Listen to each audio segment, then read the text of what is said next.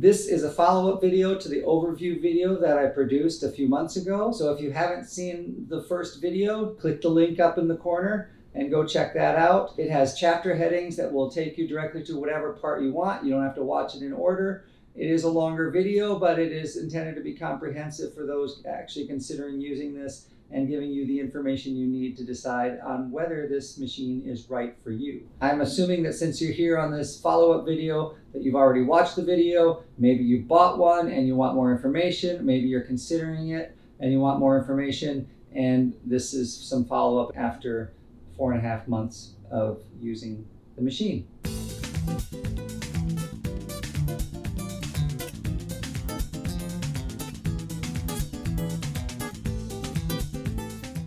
It's been nearly 5 months since I bought the LG all-in-one washer and dryer.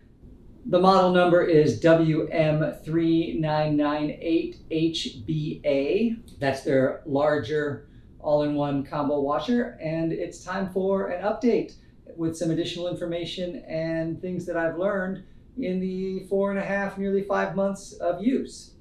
If you have one of these that's not a washer-dryer combo, or if you're just using this a lot in the wash cycle, you probably want to crack it open anyway after your loads and let all that moisture evaporate. Otherwise, your tub is going to get real stinky real fast.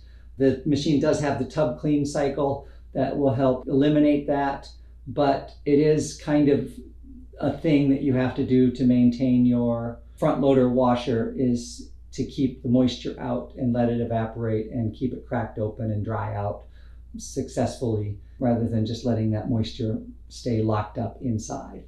Similarly, you want to pull out the tray and keep that cracked open after most loads of wash, so that that moisture can also evaporate and you don't get a stinky mess buildup in there. Because I'm using this most of the time with a wash and a dry cycle, it actually kind of eliminates that buildup in the tub of mildew and mess and stink. And it comes out really kind of clean. And I've done the tub cycle a few times, and it does clean and refresh things, but the machine is not stinky already. So it's just a kind of a ongoing maintenance type of thing. The LG app that they have for all of their appliances will recommend and track your tub clean.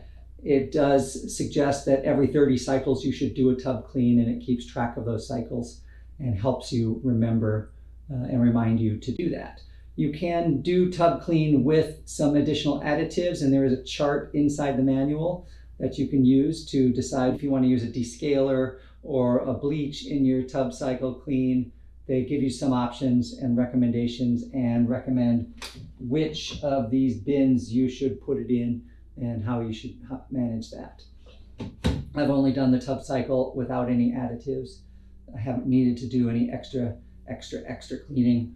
I haven't had any descaling needs. So it's been pretty solid and stable.